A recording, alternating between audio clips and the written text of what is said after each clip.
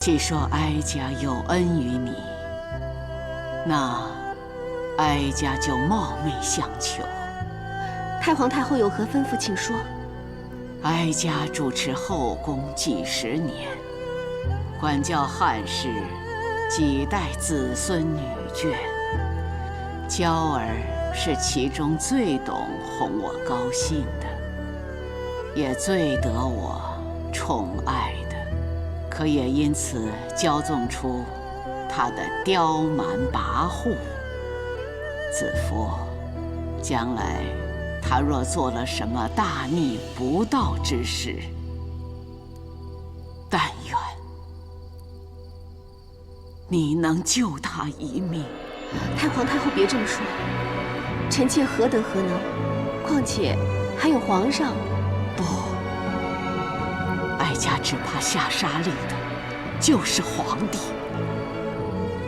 彻儿是千古明君之才，可最容不下娇儿的就是他。既已君临天下，怕只怕他日一道圣谕，不说情分，只谈国法。臣妾明白。皇后若出事，最有可能统领后宫的就是你。若皇帝要杀娇儿，你就看在哀家的份上，保住他的性命，就当是还哀家的恩情，可以吗？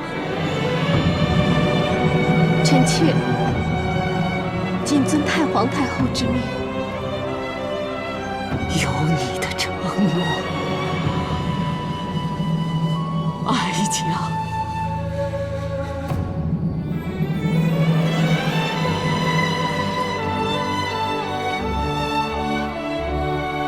无憾了。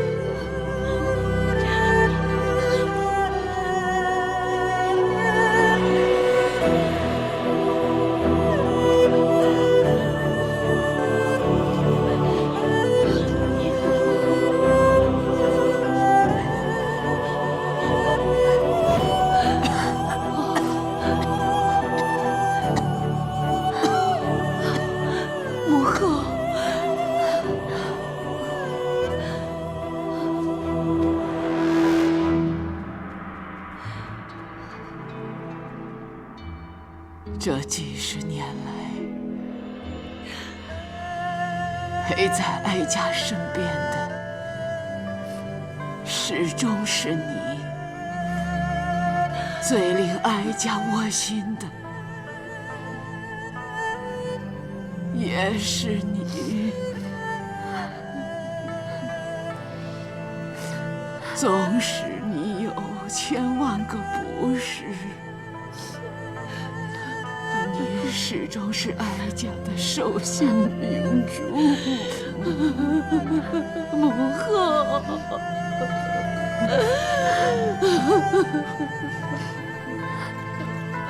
哀家所有的金银财帛，奇珍异物，全都留给你。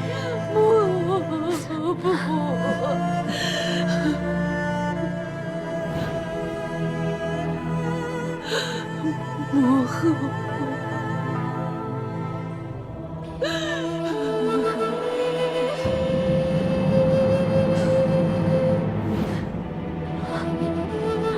娇儿，你虽然娇蛮任性，可你也最懂得哄哀家开心。哀家活了如此一生，却觉得管教自己的孙儿，远比管治天下来的难。娇儿错了，娇儿不孝，让祖母操心了。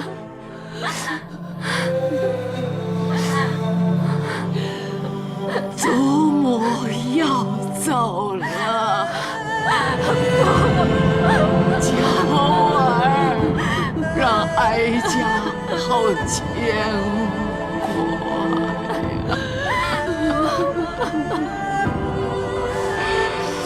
哀家留给你的，是一样最宝贵的东西。一道保命符。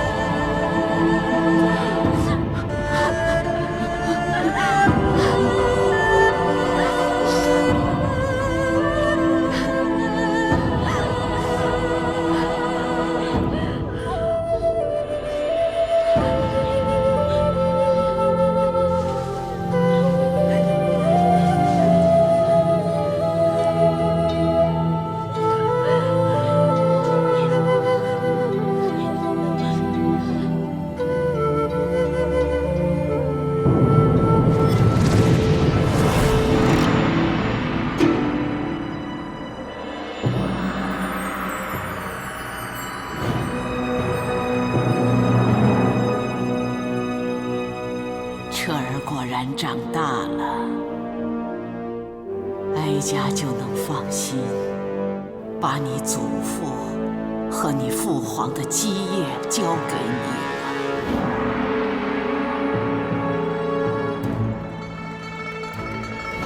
彻儿最近忙于政事，但仍然不忘请安，孝道可嘉。哀家就赏你准奏二字。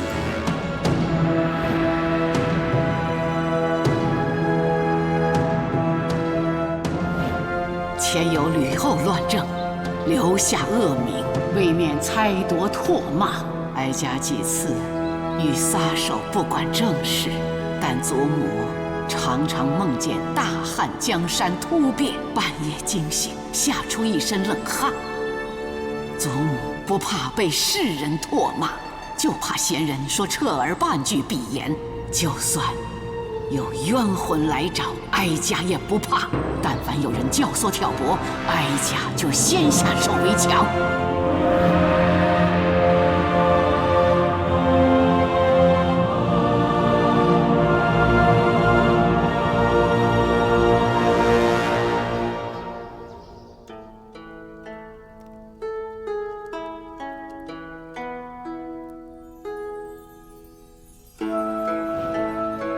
后宫之首是谁？当然要由统领后宫的皇后去办。皇后是你说废就能废的吗？我这个做母后的，实在没有能力为你们遮风挡雨。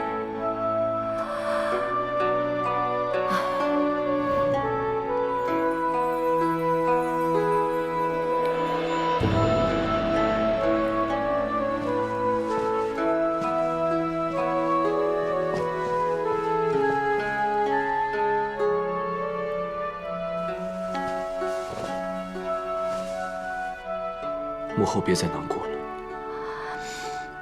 我觉得自己很不孝，太皇太后走了，按理说我本应该伤心，可不知为什么，我竟然……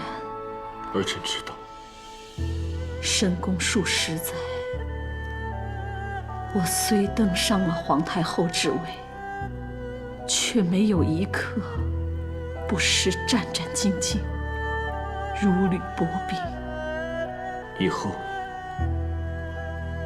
母后可以安享晚年了。这么多年，你出生，我怕你不得父皇欢心；你聪明讨好，我怕你招人嫉妒；你处理太子，我怕你遭人陷害；直到你登上皇位，还是怕你惹怒了祖母，被拉下来。母后可以做的，就是无时无刻的察言观色，在祖母身边，一直替你说好话，保住你的皇位。祖母只是太过深谋远虑，喜怒不形于色。当初儿臣又年少气盛，才让母后经常为儿臣担忧，提心吊胆。提心吊胆，好贴切呀！几十年了，我终于可以自由自在地度过我的晚年了。母后一定会顺心顺意地安享晚年。母后顺心，儿臣才能顺意。母后生我居我，抚我恤我，养我育我，顾我负我。儿臣答应母后，只要有儿臣一日，就一定遂母后所有的心愿。有你这句话，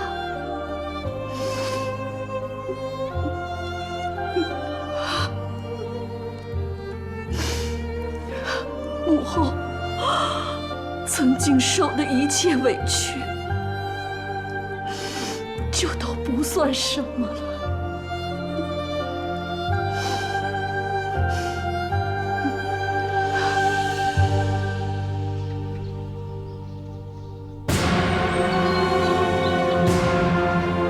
许昌丧事不办，免去丞相之职。武安侯田汾拜为丞相。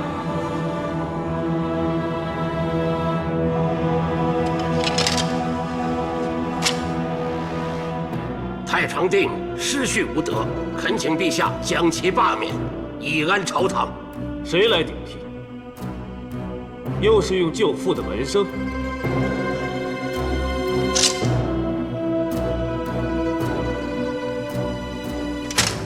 臣奏请以城西修兵士。是供汉宫用，还是供你的丞相府啊？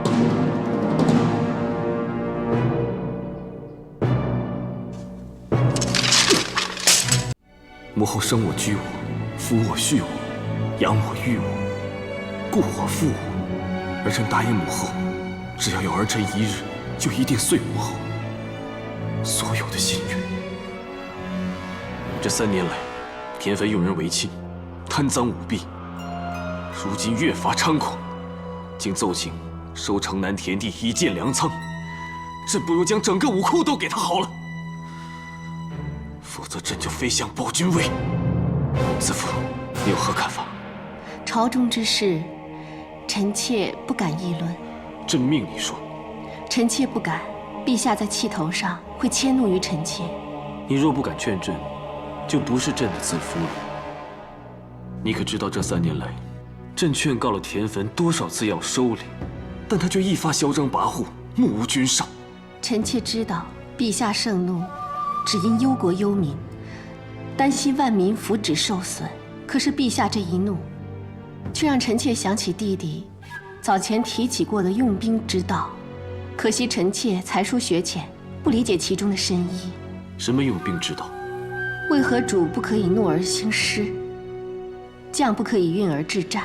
因为怒可以复习，运可以复运，亡国不可以复存，死者不可以复生。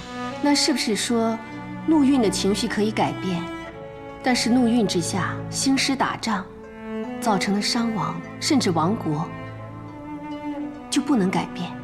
子父，你是想说，盛怒冲动做的决定，后果不能挽回，要朕息怒三思，是吧？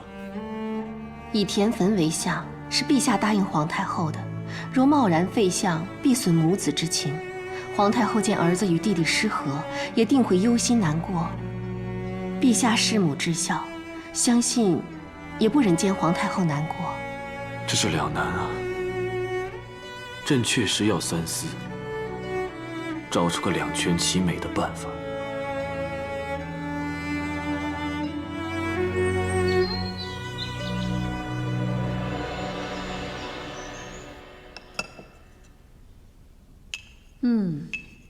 好漂亮！难得娇儿这3年来每天都亲自帮哀家涂口丹。娇儿她能服侍你，是她的福气。皇上驾到！参见陛下。都不用多礼了。儿臣给母后请安。免礼，坐。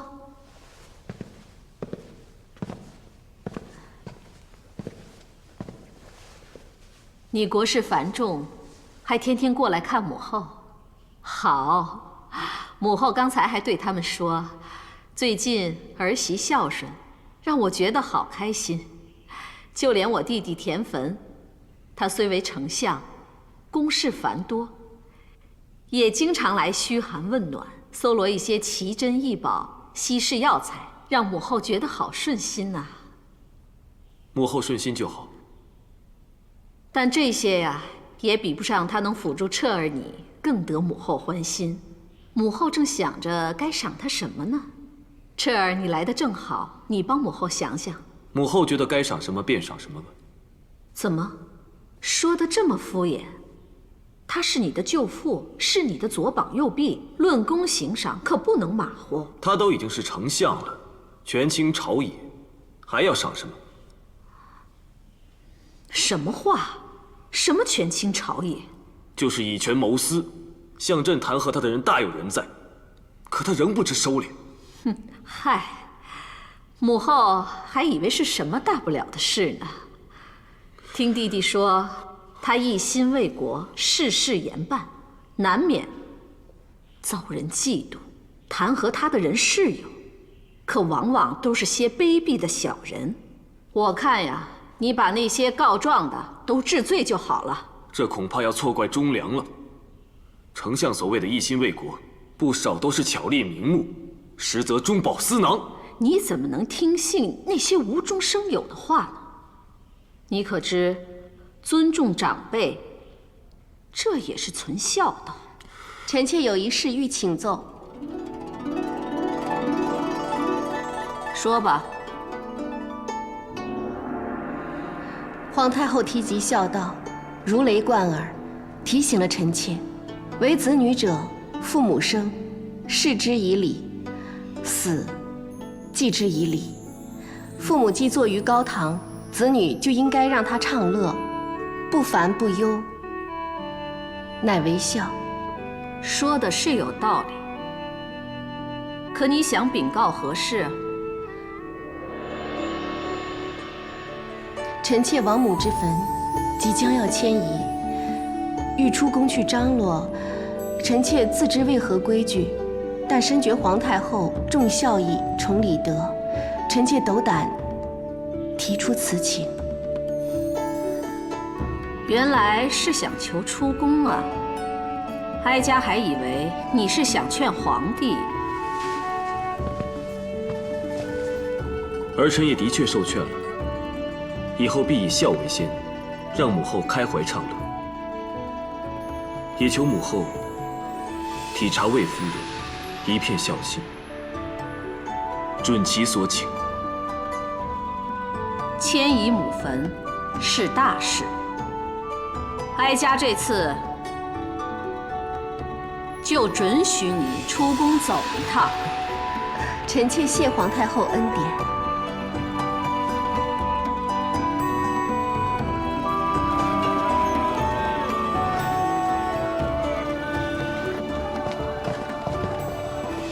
小二，今日还是老菜式。哎呦，君侯，哎，不好意思啊，君侯常做的冬香，今日恐怕不能用了。那个，不知可否屈尊就坐楼下呢？那冬香一直是我们君侯所抢，怎会让给他人？你是欺我们君侯今不如昔了吗？不是。哎，我们走吧。哎，来了来了！有失远迎，有失远迎。冬香已经打扫一新了，保证贵客满意。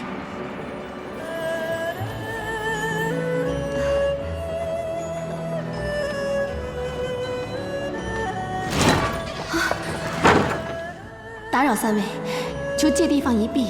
姑娘要向我等求助，又认为谁可以救你啊？依礼，上座者为主，见事与福琴先生为客。虽然只比大人深衣素朴，但腰系盘囊、剑钩，乃朝臣常用之物。求大人借地方一避。好一个心思缜密、知书识礼的姑娘啊！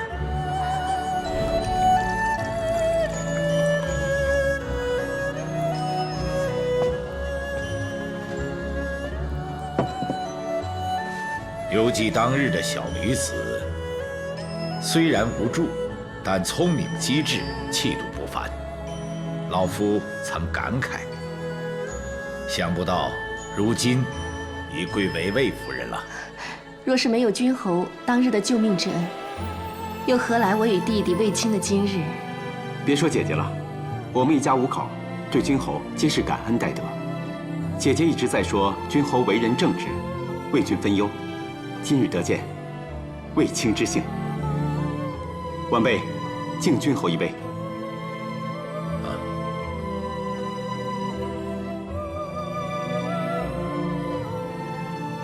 你如今也是为皇上办事的人了，说什么做什么，一定要三思而后行。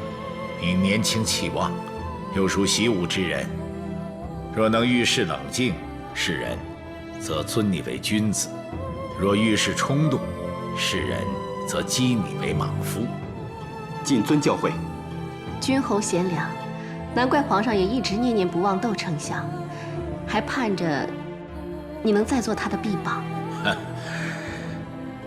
我不过是一个废弃之人，别说保国安邦，就连自己的田地都保不住，被人给强占了。君侯有功于朝廷，他们未免欺人太甚了。君侯的地在哪里？卫青定为你讨回公道。哎，就在城南30里处，没了就没了吧。正所谓，小人殉财，君子殉名，又何必为了区区一块土地而争义气呢？今日，多谢二位，让窦婴依旧做了东乡，做了上座。你们姐弟真诚良善，是大汉之福啊！若能跨过宫中的种种险关，将来一定前程无量啊！告辞，告辞。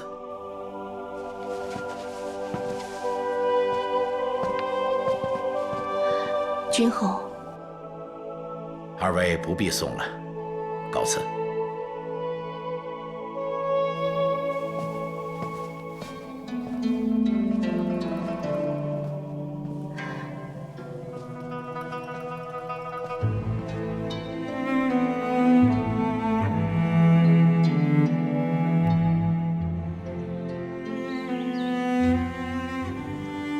那块地是魏齐侯的，他是我们的恩人，曾经的窦丞相。当初田丞相说要送城南的那块地给我，我只一心庆幸母亲的坟终于有一块良地可以搬迁，我怎么会想到那是魏齐侯的？现在我们知道了，我们该去跟田丞相说那块地我们不要了，让他赶紧收手，免得抢夺。可我都答应了，谢礼也都送过去了，如何能收回啊？况且他身居高位，又是国舅。大哥，君子当公以受禄，我们从未有功于他，怎能受他如此厚礼？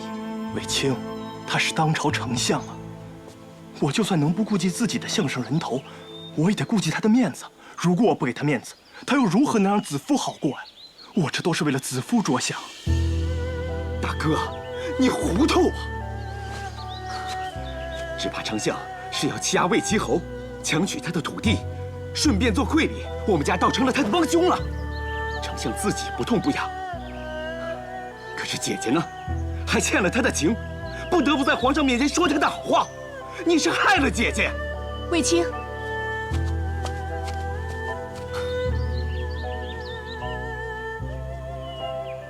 子夫，大哥知道这次有失分寸，但我只是个贱民，要我退掉丞相的好意，真的很难。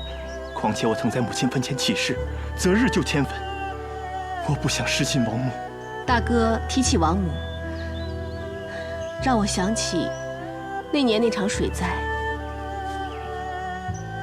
当时满目苍夷，盗贼横行，我们虽与家徒四壁，却连仅余的也被人抢走了。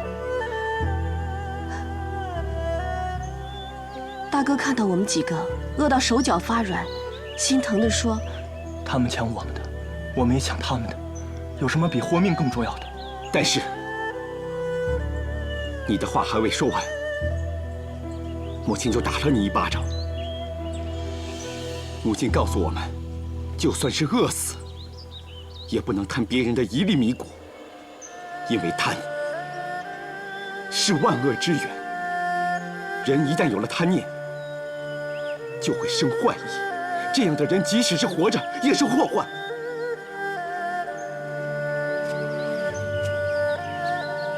大哥，听母亲的话才是对母亲的大孝。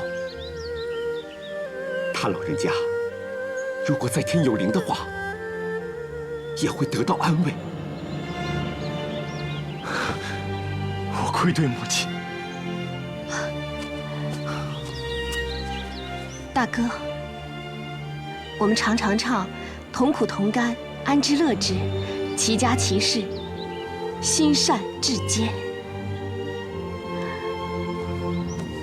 只要我们兄弟姐妹都能像这首歌一样，不管富贵贫贱，都能安之乐之，一家人心向善，那还有什么能难倒我们呢？丞相的权威难不倒，宫里的威障县官也难不倒。对，只要我们全家齐心协力，心善就能至坚，一切都不用怕。大哥，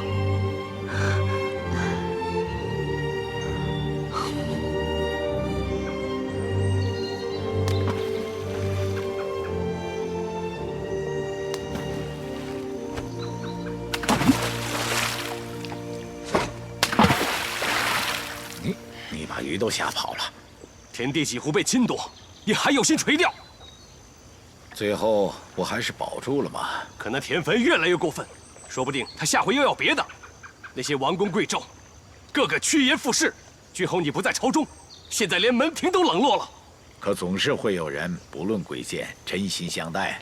我能有你这样的朋友，就心满意足了。哼，我又帮不上你什么，又不是皇上。怎么又扯到皇上了？皇上当年说过，一定会重用君侯，也会顾念我的功劳。如今呢，你我二人还是废弃不用，倒让庸碌贪心的田汾位极人臣，把持朝政。皇上也是有难处啊，你总不能让他为了一个田汾跟自己的母亲争执吧？当今皇上有千古帝皇之才，他自有计较，我们就拭目以待吧。只要我们不给他添麻烦就好了。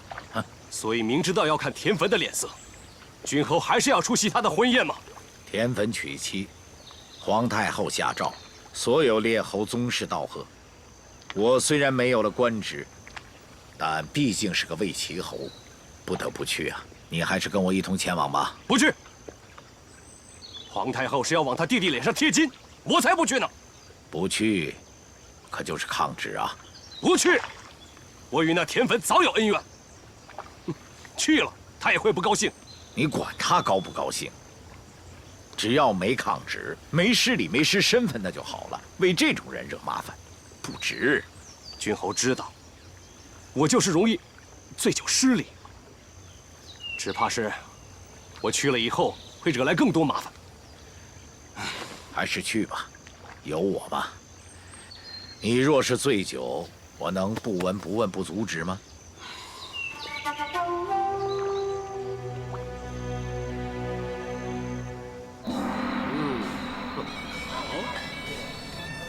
恭喜丞相！恭喜丞相！恭喜丞相！贺喜丞相！都说不要来了，你看人家多瞧不起君侯你啊！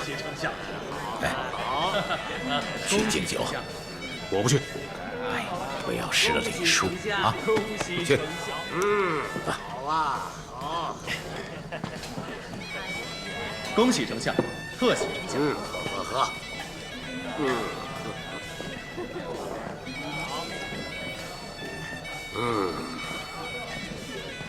丞相，魏齐侯和我来敬你了。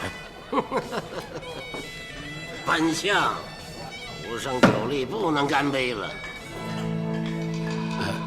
平阳公主驾到！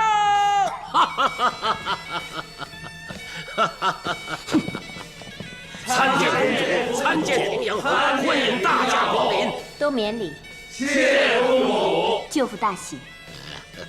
舅父大喜啊！这是公主和我的一点心意，祝舅父舅母琴瑟和谐。哎呀，多谢多谢。哎，请上座。铁粉，你这是什么待客之道？一点都不懂得尊重。魏齐侯怎么说也是先帝封的侯。冠夫，你喝多了。好，冠夫兄，来，走开！你要管，先管好自己的夫君。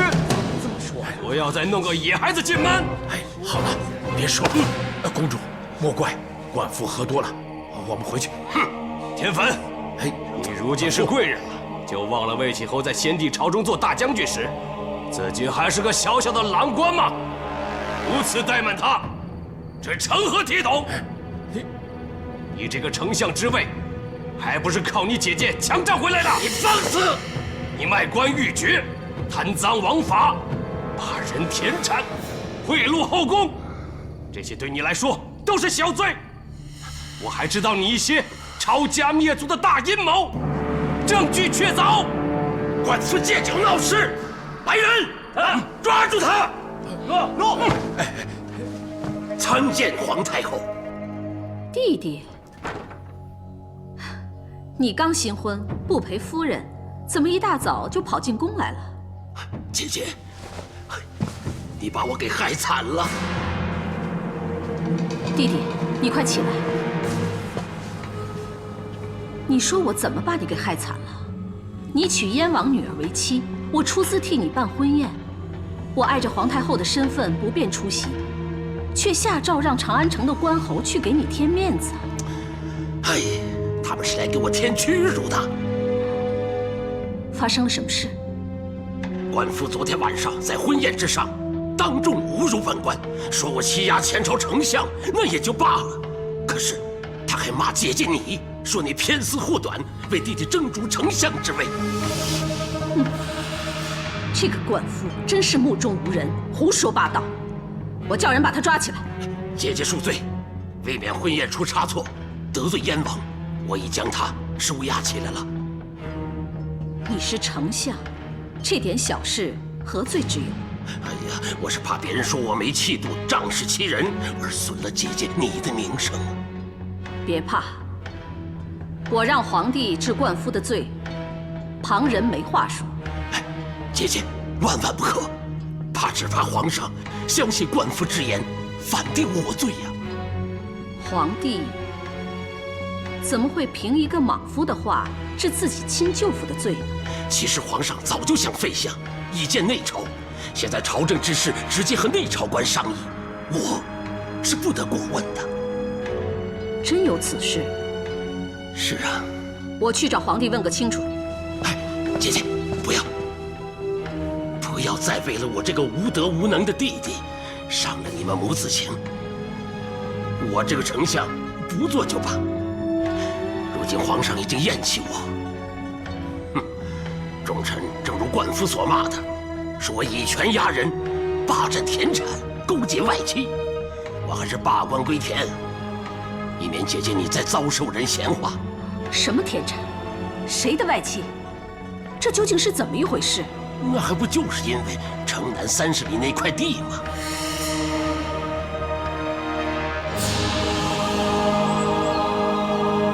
好甜呐！皇后待臣妾们真好，上好的贡品都赏与我们品尝。是皇太后待皇后好。丞相夫人从燕国带来献给皇太后的大枣，皇太后全留给了皇后。妹妹们若是喜欢，尽管多吃一点。皇太后驾到！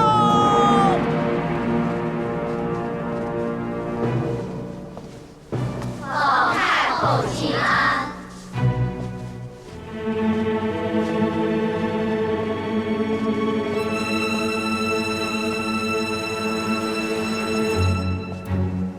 平身。谢皇太后。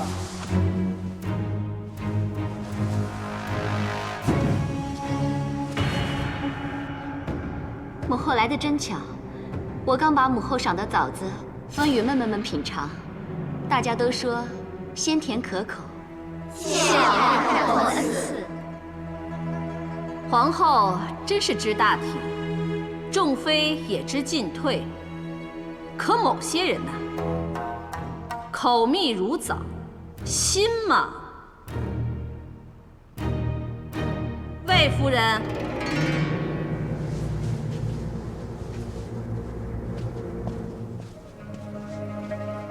臣妾在。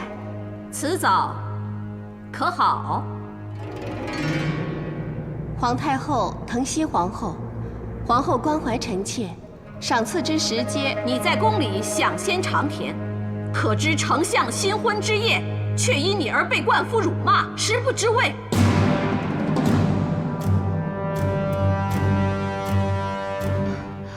母后息怒，妹妹向来待人仁厚，怎么会让丞相难堪呢？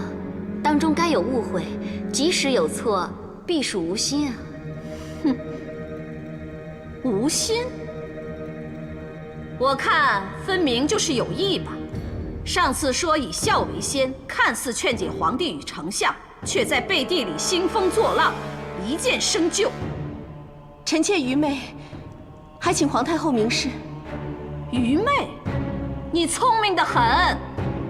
皇帝护你，就恃宠生骄，竟叫兄长去向丞相科索田地，贪得无厌。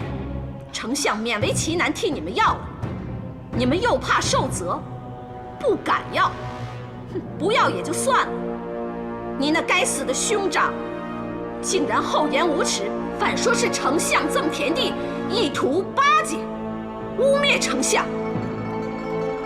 你们魏氏一族，那些无功无职的兄姐们，在外仗势欺人，骄横放肆，全都是因你的纵容，你可知罪？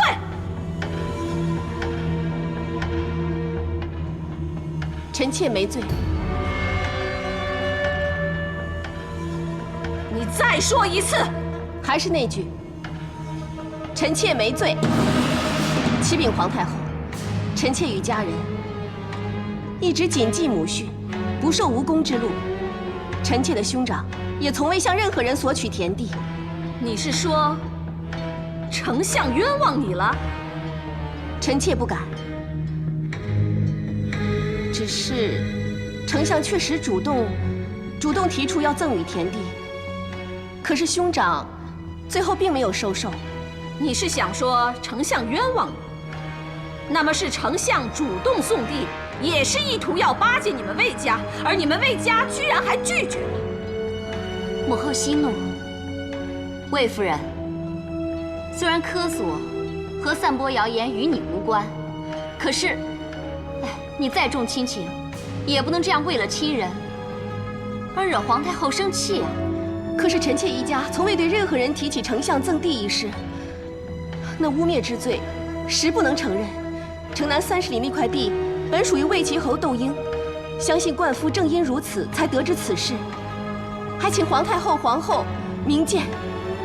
母后，这么说来，魏家清正廉洁，品德高尚，丞相受辱，全跟魏家无关了，是吗？魏家真的是不贪不抢不争不妒，你别以为我们都忘了你的出身。你母亲也不过是个婢仆，一介山野之民，竟如此自言清高，得盖丞相。你别想欺瞒哀家。臣妾所言，句句属实。家慈虽为婢仆，一生坎坷，但古传遗训所知不少。家母教导儿女，要克己守礼，以贪盗为耻，哪怕就是饿死，也绝不贪念别人一粒米谷。我们一家人虽为婢仆，但是深知贫贱不能移，富贵不能淫。兄姐们，一无苛索田地，二无污蔑丞相，三无骄横放肆，还请皇太后明察。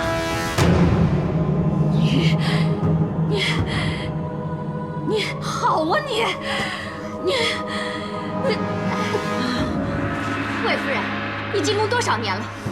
后宫的规矩礼仪你都忘了吗？无论怎样，也不该出言顶撞。你这样叫皇太后的颜面何存？臣妾并非有意冲撞皇太后。母后，你怎么样？别气病了才好。皇太后息怒，都是臣妾的错，没有好好管教后宫，才让母后受屈辱被冒犯。母后要责罚，就责罚臣妾吧。这才是识大体，你懂了吗？枉费哀家疼惜了你这么久，你却是这样对哀家，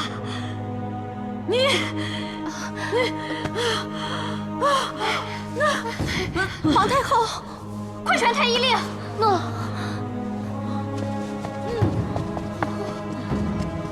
你太过分了，把皇太后气病了。皇太后息怒，臣你闭嘴！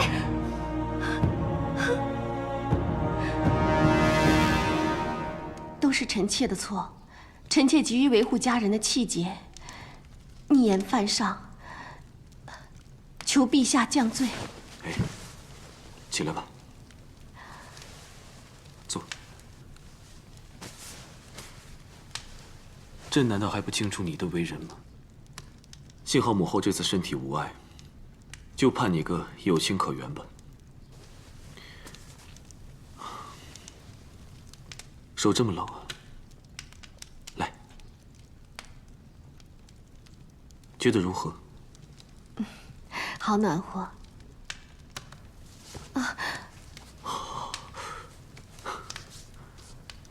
炉虽暖和，可是将手靠得太近，就会烫伤。臣妾明白，臣妾以后凡事都会把握分寸，会想办法让皇太后消气宽心。那朕就放心了。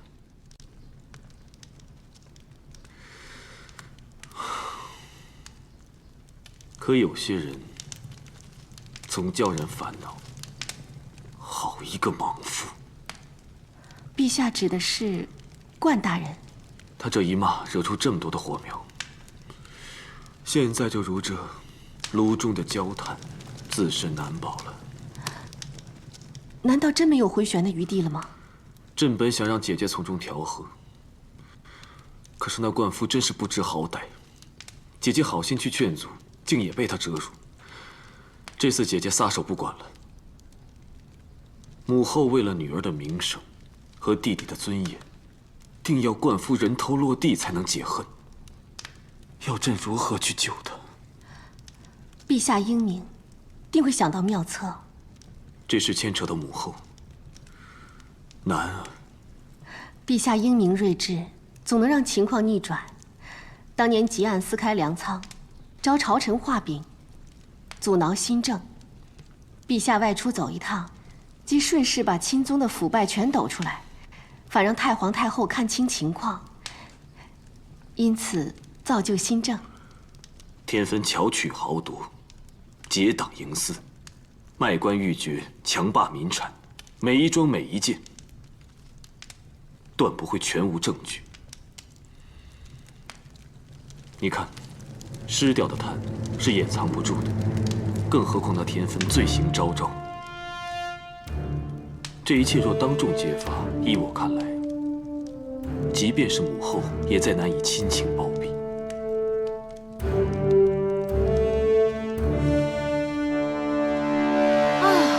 管他外面风云变幻，水火相攻，现在我们两个只需舒心安逸地欣赏这场好戏。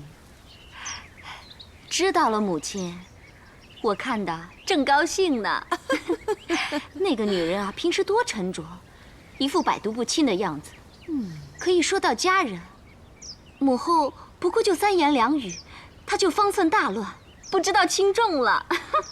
家人嘛，皮肉相连，人家魏夫人要护住家人，而皇太后又要护住她的亲弟弟，这个火头一起，她得罪皇太后的机会就多了。可是那个冠夫，只不过是酒后失言，定不了大罪。皇上现在还那么疼他，必定会为他想办法。要不，我们在火上浇点油？哎，娇儿别急。你现在是皇太后心目中的贤惠好媳妇啊，这种煽风点火的事，不可以做得太着痕迹。可是，我怕这次再让他占了上风，皇上定会更在意他。哼，现在田汾和那窦婴已成水火之状，冠夫将火挑起，更是引火上身。窦婴一定会插手护住冠夫，而田汾也定会抓住机会不放。不用我们费神，他们已经在上演一场外戚争斗的大戏了。只要我们在适当的时候，将那个女人说成是和窦婴一伙的，那就足以令他担起勾结势力、意图干政的大罪了吗？真会这么严重？娇儿啊，你现在就该开开心心的，看看风景，吃吃点心。看准机会，再去扇扇风，懂吗？懂了，母亲。那我们如今就静观风云好。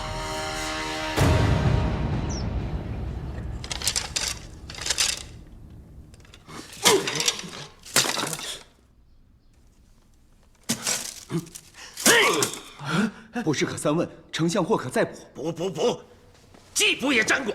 贵补也问过了，全部都是一样，统统都是不及，还补什么？想到对付冠夫的计策没有？暂时还没有。哼，真是白养了你们，全都是吃闲饭的。关键时刻一点用处都没有。他所说的，到底是虚言还是实话？有多少人知道？又知道了多少？他手中掌握的证据，你们一点都查不出吗？这个恐怕需要点时间。冠夫食客众多，他的罪名又未落实，我们不好抄家搜查呀。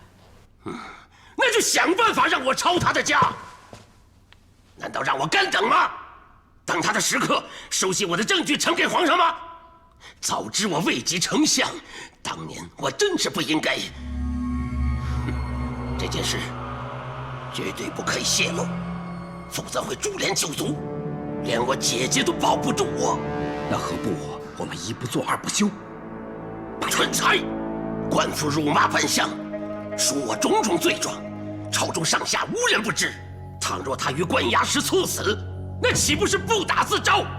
不行，一定要让他名正言顺被定罪，而且须定死罪，我才可以放心。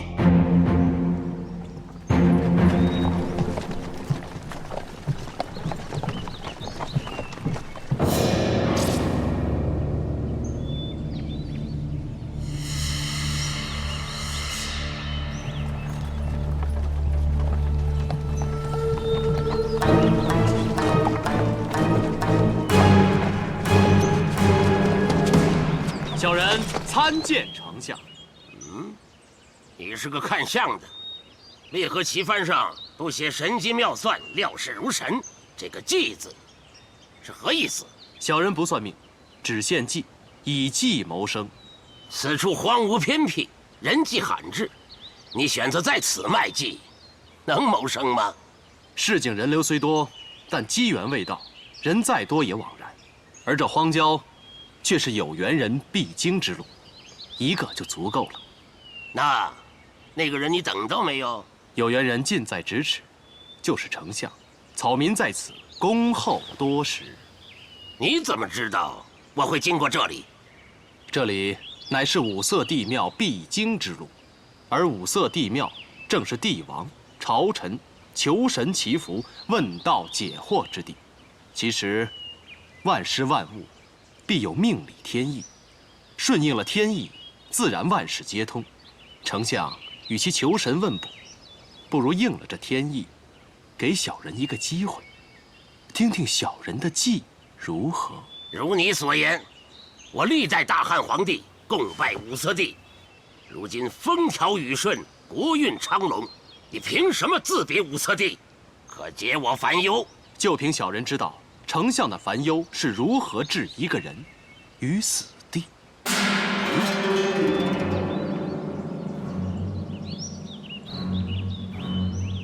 而小人这个瓶里，正巧卖的不是药，而是杀人刀。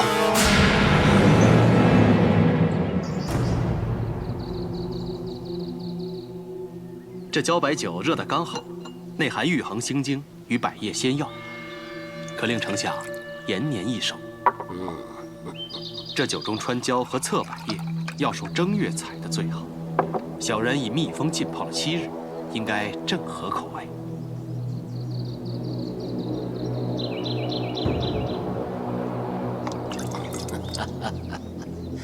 知道我爱饮这种茭白酒，也知道我从来不喝第一杯的习惯，你真是下了一番功夫。说，你究竟是何人？小人以卖计为生，小人是有卖计之能的人。不要拐弯，你这一计究竟是什么？说来也简单，玄机尽在12字之中：饮水清，灌世凝；饮水浊，灌世足。丞相，可知此话何意？继续说。冠夫在丞相婚宴上闹事，虽罪不至死，但其宗族人众，财雄势大，总有几个不孝子弟，仗势做些不法之事。若要饮水变浑浊，则是冠氏族人在杀人作乱。丞相在冠夫身上难定死罪，何不到其家乡颍川一探究竟？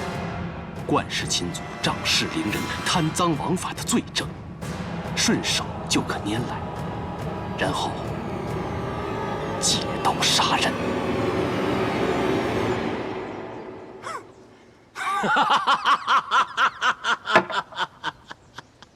就这样？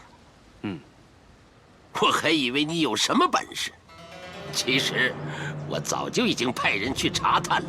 就凭你这一点点能耐，加上这么一点点计策，就想投靠我？看来今天你的计是白卖了，这些酒也白煮了。更重要的是，我的时间让你白耗了。哼！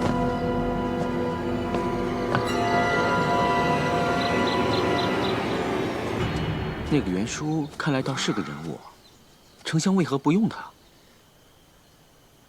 计策已取，何须再用此人？可是，丞相不是正迫切需要贤士吗？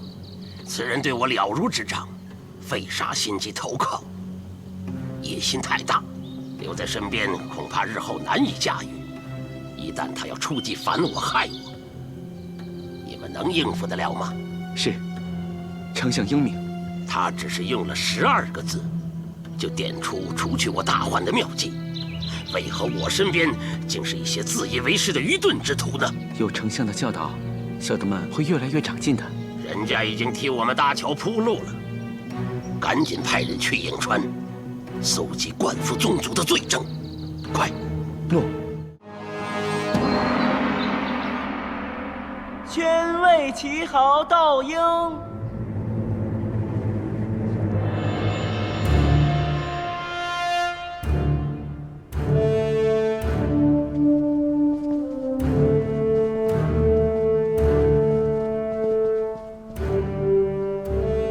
臣为齐侯窦婴参见陛下。平身。灌夫骂作，朝野震惊。今日廷议，由魏齐侯与丞相双方陈词，再让众卿评断。朕会秉公处理。谨遵皇命。魏齐侯，你说。启禀陛下，灌夫乃我大汉之勇士，日前丞相婚宴，只不过最后失态，而田丞相，却说灌夫醉酒闹事，囚禁灌夫。岂是酒后胡言？灌夫分明是借罪行凶，诬陷丞相。若人人都借酒妄辱朝臣，那还要朝纲法制何用？其罪之重，当以诛杀。恐怕丞相要治的，并非诬陷之罪吧，而是以灌夫结下的夙愿旧仇，以及灌夫最后戳破了你卖官鬻爵、囤积米粮、私置官钱、虐杀异己的种种恶行吧。你不要在此胡言乱语，你诬告本相同样有罪。陛下，臣方才所言千真万确，若是诬告，臣愿领罪。那魏齐侯可有证据？有。陛下，此乃田丞相所犯罪行的记录证据。魏齐侯所谓的证据，未知从何得来？此乃灌夫和他的食客搜集而来。灌夫，陛下不必看了。丞相何出此言啊？陛下，灌夫绝不可信，他结交奸猾之徒，纵容亲信，欺压百姓，横行颍川。颍川的百姓都在唱颍水清，灌氏宁；颍水浊，灌氏足啊！魏齐侯所说的大汉勇士，实乃害民恶贼，所举之证焉能作证？丞相，你的话又有何证据？有，拿进来。诺。铁证如山，不是一两箱，而是整整一箱，全部来自颍川，百姓签书状告，请陛下验证。韩御史，依你看，这灌夫为人险诈，所指老夫口供，还能相信吗？启禀陛下，若是罪证确凿，确实难以相信。哼，灌夫当日还指平阳公主未能管好夫婿，更收容私生子。太中大夫，你本出自平阳侯府，你认为灌夫如此羞辱公主，可以轻饶吗？诸位又以为呢？所谓技大于本，敬大于古，不折必批。灌夫借罪行凶，冒犯宗室，求陛下赐死，以正朝纲，并按魏齐侯先前承诺，将诬告丞相者下狱，以儆效尤。陛下若以为证据不够，臣还有一车铁证，正自颍川赶运入京，请陛下圣裁。今日廷议到此为止，窦婴下狱戴罪。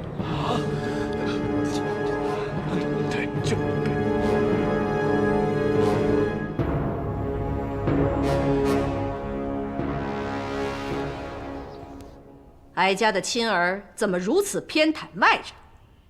说什么秉公处置，丞相呈上一车的证据，他还不立刻判死？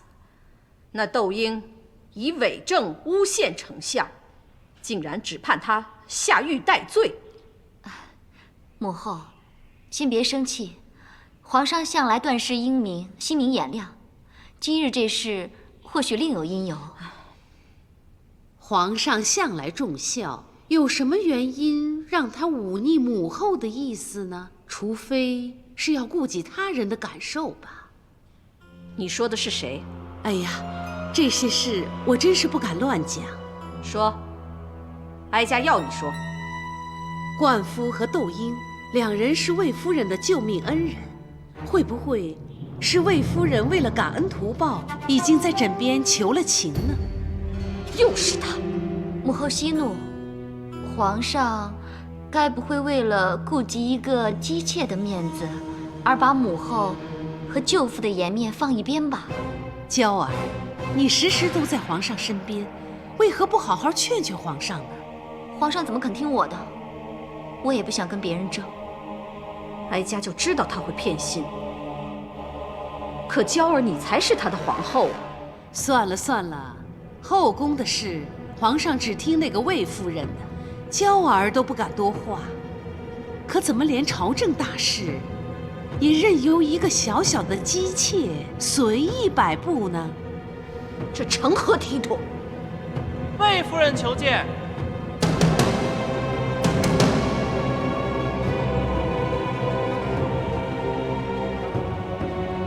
来得正好。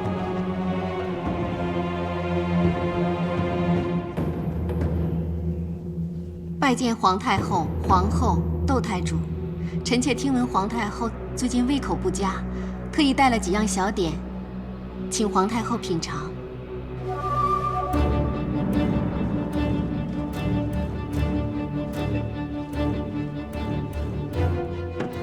你弟弟卫青可好啊？谢皇太后关心，卫青一切安好。既然你弟弟一切安好，那你自然胃口极佳，吃得下，睡得饱。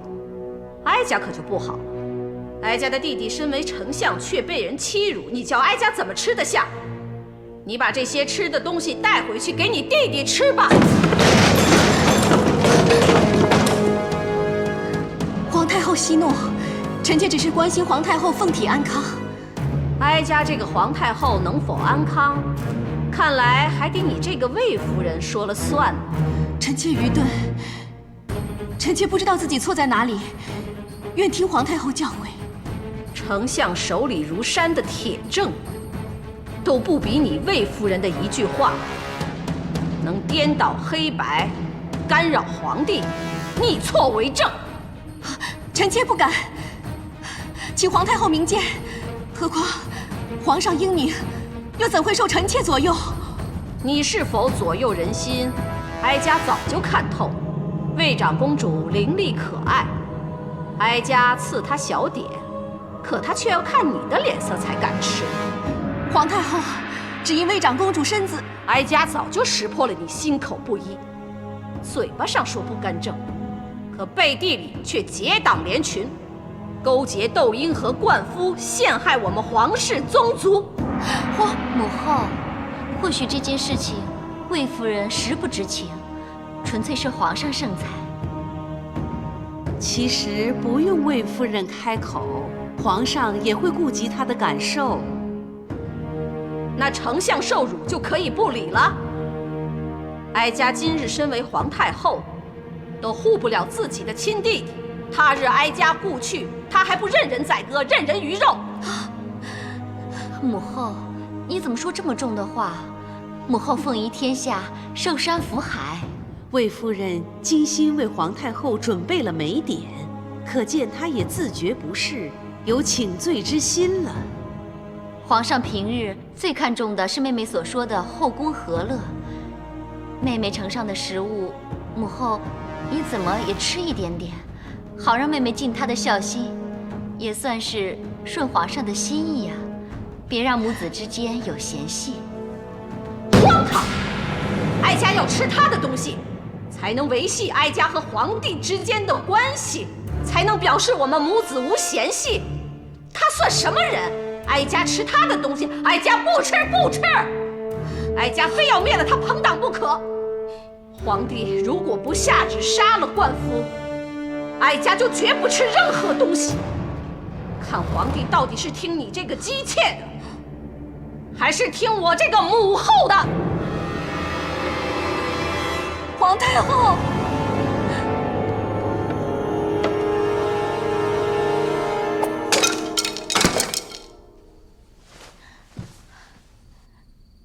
臣妾向陛下请罪。你这是为何？快起来！臣妾愧对陛下，不能让皇太后息怒，反增其忧恼，让陛下为难了。再没有什么为难。